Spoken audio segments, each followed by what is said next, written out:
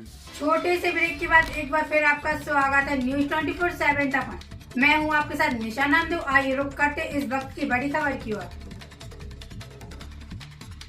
नागदा विधायक दिलीप सिंह गुज्जर ने कांग्रेस विधायक दल की हुई बैठक में पूर्व मुख्यमंत्री दिग्विजय सिंह के समक्ष नागदा खाचरोद विधानसभा चुनाव में आए चौंकाने वाले परिणामों में हुई गड़बड़ियों के बारे में बताते हुए कहा कि नागदा खाचरोद विधानसभा 212 के परिणाम 3 तारीख को घोषणा होने वाली थी, परंतु बीजेपी कार्यकर्ताओं ने चुनाव का परिणाम 1 तारीख को ही फेसबुक पर डाल दिया। दिलीप सिंह गुज्जर ने भोपाल के इंदिरा गांधी भवन के सामने मीडिया को सबूत के बताया कि जो चुनावी परिणाम 3 तारीख को आने वाला है उसे खाचरोद के बीजेपी कार्यकर्ताओं के द्वारा 1 तारीख को कैसे पता पड़ गया, अभी जांच का विषय है। बहरहाल जब बात मीडिया में उठती दिखाई दी तब बीजेपी कार्यकर्ताओं के द्वारा उस पोस्ट को डिलीट कर दिया गया, परंतु पूर्व मुख्यमंत्री दिग्विजय सिंह ने विधानसभा चुनाव के परिणामों पर प्रश्न चिन्ह लगा दिया है।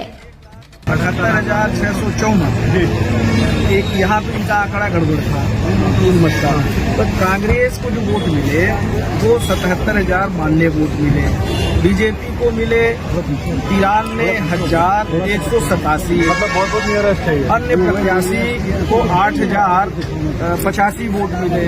तो जिस तरह से इन्होंने पहले से जो आंकड़ा डाला था वो जीत का अंतर जो उल्लेख किया था, कहीं न कहीं ये संदेह के दायरे में है।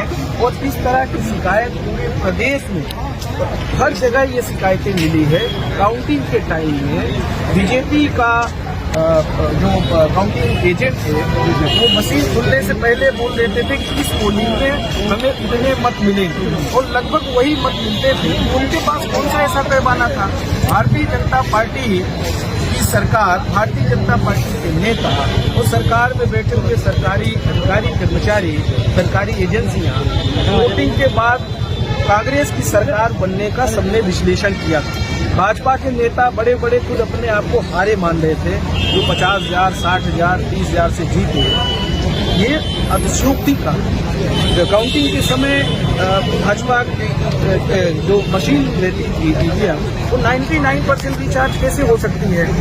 जो मशीनें 99% रिचार्ज थी वहाँ भाजपा का एक तरफा वोट, और जो मशीनें डिस्चार्ज थी 67%, 60%, वहाँ कांग्रेस की बढ़त या वोट का परसेंटेज भाजपा का एक तरफा नहीं होता था। तो संशय का विषय तो है।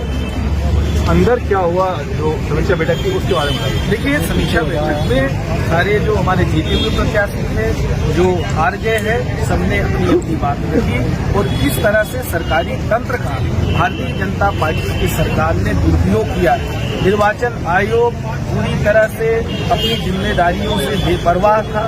जिस तरह से सरकारी धन बल का उपयोग हुआ है, जिस तरह से अधिकारी कर्मचारी जिले में पदस्थ प्रमुख, चाहे वो निर्वाचन अधिकारी हो, चाहे अन्य जो अधिकारी कर्मचारी चुनाव कार्य में लगे थे, उन्होंने निष्पक्षता नहीं बरती है। और ईवीएम का खेल अगर नहीं है तो डाक मत पत्रों की गणना में हर जगह कांग्रेस पार्टी आगे है। तो ऐसा कैसे हो सकता है? वो भी तो प्रदेश की मतदाता है। तो डाक मत पत्र में कांग्रेस आगे है, ईवीएम में सबको हराने का खेल हो रहा है, तो खेला तो बड़ा है।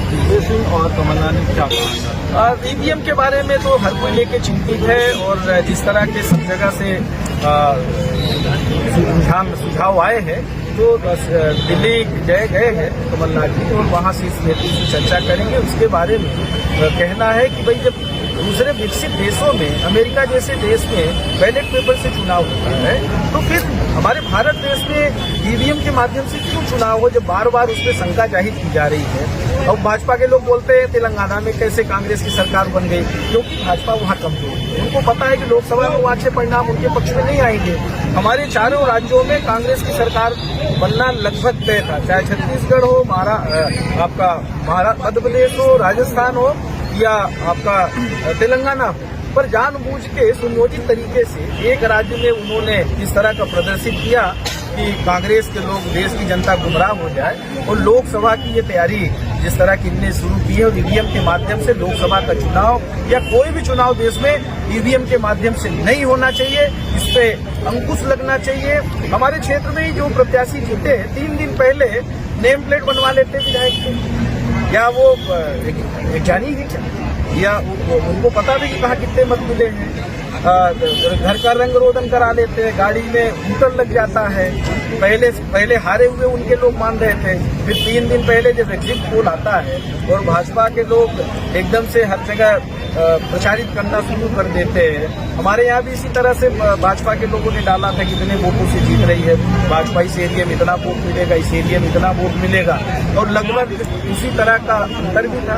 तो कहीं न कहीं ये सुनियोजित तरीके से षड्यंत्र पूर्वक भारतीय जनता पार्टी ने ये चुनाव जीता है, और इस तरह से हम कह सकते हैं कि कहीं न कहीं ये लोकतंत्र की हत्या है, गला घोटने का काम भारतीय जनता पार्टी ने किया है।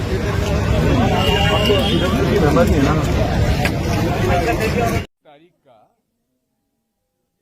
ये है अनिल छाजेड़, इन्होंने घोषणा करती थी कितना वोट मिलेगा कांग्रेस को, कितना वोट मिलेगा बीजेपी को। ठीक है, इन्होंने क्या घोषणा की थी कि कुल वोट पड़ेगा 1,78,364, उतना ही पड़े। तेज बहादुर सिंह चौहान को मिलेंगे कितने वोट? 93,552। कांग्रेस को कितने मिलेंगे? 77,625। ये भविष्यवक्ता है भारतीय जनता पार्टी में। तो सर क्या लग रहा है आपको? कई प्रत्याशी ने आपसे शिकायतें भी करी, अभी हम देख रहे थे, आप सुन रहे थे, क्या कुछ कहा है उन्होंने और क्या कुछ निकल गया? सर पीछे से गिर जाएगा। ये देखिए, बात तो ये पीसीसी बताएगी, मुझे तो जो जानकारी मिली मैं आपको बता दी। सर तो ईवीएम को लेकर क्या संशय? देखो, ईवीएम तो मैं 2003 से मुझे भरोसा नहीं है ईवीएम पर, क्योंकि बात यह है हमने बटन दबा दिया, पता ही नहीं पड़ा वोट कहां गया। अब वीवीपैट आई है तब 7 सेकंड के लिए दिखता है, हमारे हाथ में क्यों नहीं मिलता वो बैलेट पेपर? वीवीपैट की भी गिनती होनी चाहिए क्या? नहीं, गिनती की बात नहीं, गिनती तो होती है, लेकिन प्रश्न इस बात का है कि हमारे हाथ में वोट क्यों नहीं मिलता? जो वीवीपैट स्लिप गिरती है डब्बे में, हमारे हाथ में दे दे। तो हम मूल बात यह है कि जिस मशीन में चिप लगी है वो हैक होने की संभावना उसमें रहती है। बीजेपी कह रही कि जब भी कांग्रेस हारती है, हम आज आप हारे हैं, लेकिन तेलंगाना में तो आपकी जीत हुई है। देखिए, हम एक बात जानते हैं, दिग्विजय सिंह को ईवीएम पर भरोसा नहीं है, बात खत्म। दिग्विजय सिंह को सिर्फ नहीं है कि कांग्रेस को भी नहीं है, वो आप कांग्रेस से पूछिए। अगले चुनाव में लेकर सर आप लोग क्या करेंगे कि लोकसभा के चुनाव में 24 में जब इस तरीके से आप ईवीएम का सवाल उठा रहे हैं? इस बारे में हमें इलेक्शन कमीशन मिलने का मौका भी नहीं दे रहा।